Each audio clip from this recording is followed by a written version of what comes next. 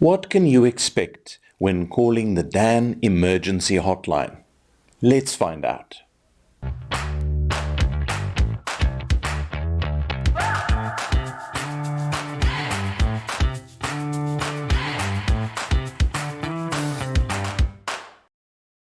Welcome back to our Get to Know Dan video series. My name is Dr. Frans Cronje, the founder of Dan Southern Africa. If you want to learn more about Divers Alert Network and all kinds of diving safety related stuff, join by subscribing to the Dan Southern Africa YouTube channel or visit the Dan blog to get the latest news and so that you don't miss anything. Okay, so let's talk about what you can expect when calling the Dan Emergency Hotline. Well, first of all, the hotline is available at all times, 24 hours a day, 7 days a week, 365 days a year. And the service is available to everyone, whether you are a Dan member or not. To reach the Dan hotline number, whether you are a member or not, to call the Dan hotline, you call the South African code +27 828 10 60 10. Now, when should you call the Dan hotline? Couple of reasons. For diving emergencies, obviously, but also for non-diving medical emergencies, diving medical information such as fitness to dive, medication, travel medical advice, and various inquiries regarding travel, notifications, and getting advice about how to get to a diving medical examiner. What information do you need to have on hand when calling the Dan hotline? The caller and/or the injured diver must provide their name and contact number. This is critical because it means that if the line is lost or cut off, we have the capacity to call you back. If the call continues, as we hope it usually does, the next important thing is the nature of the emergency. The injured diver's Dan membership number should be on hand. The injured diver's travel insurance or medical aid information should also be available if this is applicable.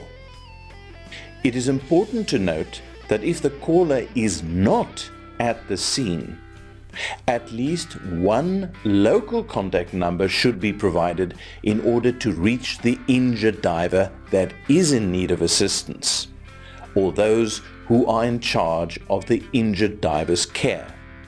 The reason should be obvious. It's pointless if the person is halfway to a medical facility and they call, or Dan calls, the area where they were injured. They will no longer have information about the diver's condition. So it's important to be able to contact the diver that is injured or the people taking care of them. Keep that in mind. Now, what happens after you log an emergency? A Dan hotline agent will then connect you with one of our many Dan on-call diving medical doctors.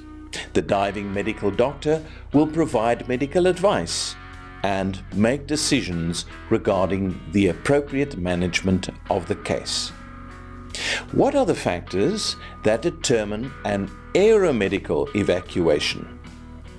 Well, first off, we need to realize that aeromedical evacuation is a rarity in South Africa. There are very few emergency aircraft that are dedicated to the purpose.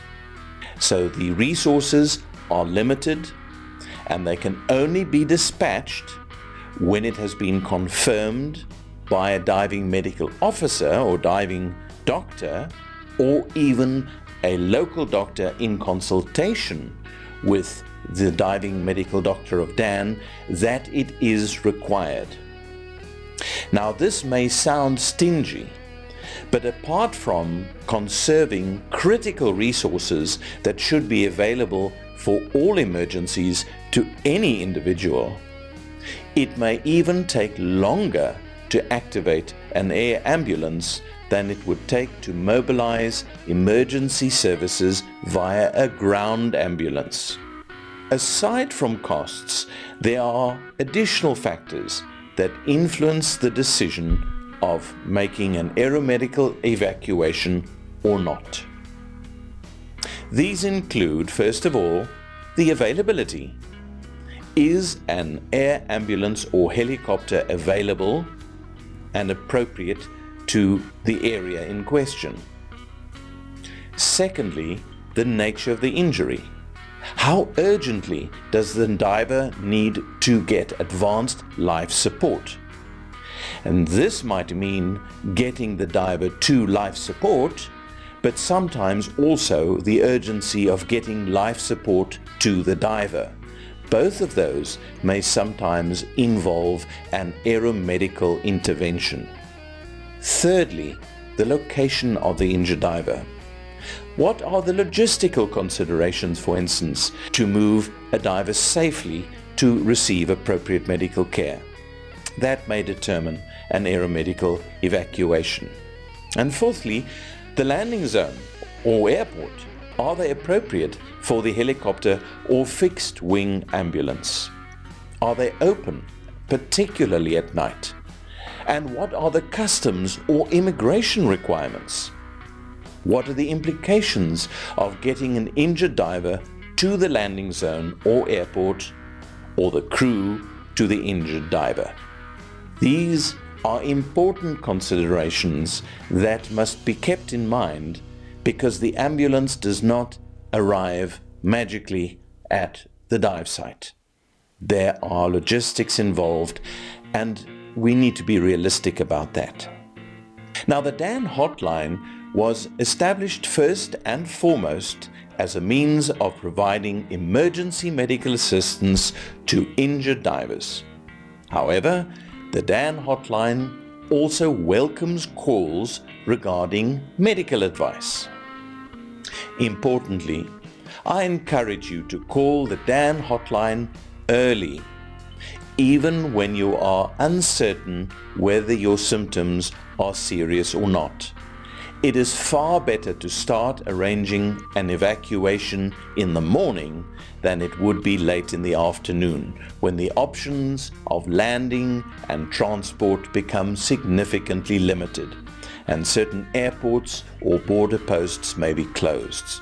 So rather than waiting, call in advance, because access may be restricted. Now, question time. Have you been involved in a diving emergency situation? Well, if so, and you're willing to share your experience with us, we would welcome that.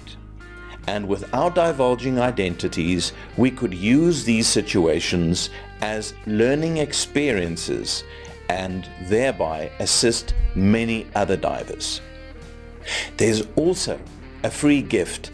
You can download the DAN Smart Guide to how to avoid common mistakes divers make. Right now, just use the link in the description section below and download the guide for yourself. Oh, and before I forget, do you have the DAN mobile app?